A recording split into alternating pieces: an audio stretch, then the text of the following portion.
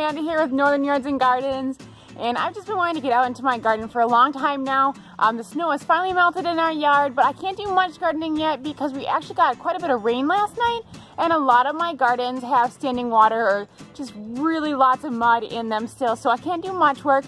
Right behind me though is a small garden bed that I have that's right at the front of my house. So it's the steps that go up to my front door are just right here. And so I just want to get all of the debris from last year, the dead leaves and twigs from last season's growth out of here. So I'm just going to work on cleaning that up right now. And I'll just kind of show you some of the stuff that I do to make it look a little bit better for the spring. Here I'm just going to scan through and show you what all is going on with my garden. There's right here a wagon wheel that has the old vines of a morning glory growing up on it. Inside the cage here is a hydrangea. I have a lot of perennials that have died back over winter, and there's some weeds coming up already. Of course, that's the only green you're seeing right now. Here's another vine of morning glories that was so heavy it pulled the trellis down last year, and then buried underneath is actually a couple of gold mound spireas that need to be cut back. And then some more perennials, and over here is a yew tucked in the corner. I'm not really a fan of that shrub. It might have to go. I'm not the one that planted that one there, and I just don't really like it. So I'm just going to kind of come through here, clean everything up, pull out all the weeds that I can get a hold of, and try to make this look a little bit better for spring.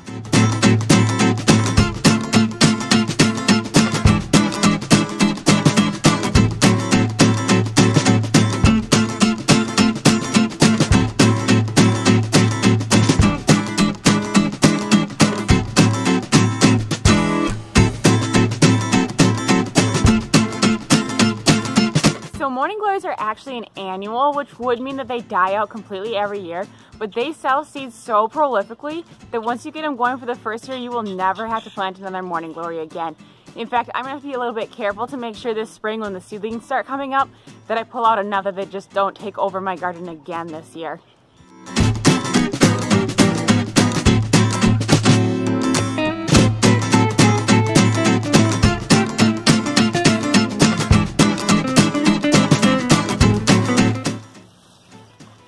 Here's my entire trellis. I just was able to take off out of the ground, but the morning glory vines are just stuck like crazy to it. So this is going to take me a little bit to clean this up, but for now it's got my garden cleaned out anyway. I have two gold mound spireas now on either side of this rock behind me, and I'm just going to use a hedge trimmers right here to take off about 1/3 of the growth on each of these. Actually, it's probably going to be a little bit more than that. I'm going to prune it right down to maybe 8 inches tall into a nice tidy mound.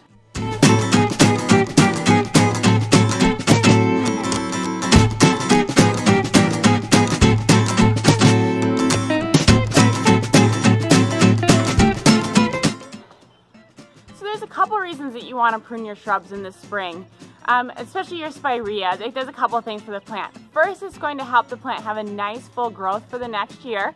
Second, it keeps the shrub a little bit more in scale for your garden so it doesn't just outgrow its space. So you don't want to trim every single one of your shrubs right away in the spring. There's some shrubs that are going to be better if you prune them in late spring after they're done blooming. Lilacs especially would be one of these because you don't want to cut off any of the blooms that are going to come this spring. So if you have any questions about which shrubs to prune in the spring and which to be pruned in the summer, make sure you leave me a note below so that I can get those answered for you.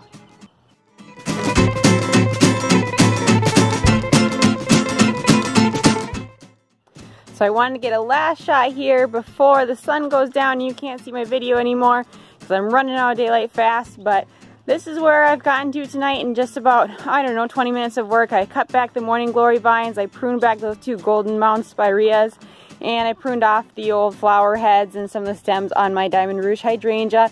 And then I had just started cutting back on my perennials and pulling some weeds and then raking out all the old leaves and mulch. I do need to definitely get in here with a new layer of mulch, and I have several more perennials to go in this area that need to be cut back and weeds to pull. It's not really fair that I have weeds to pull when I don't even have any flowers growing yet.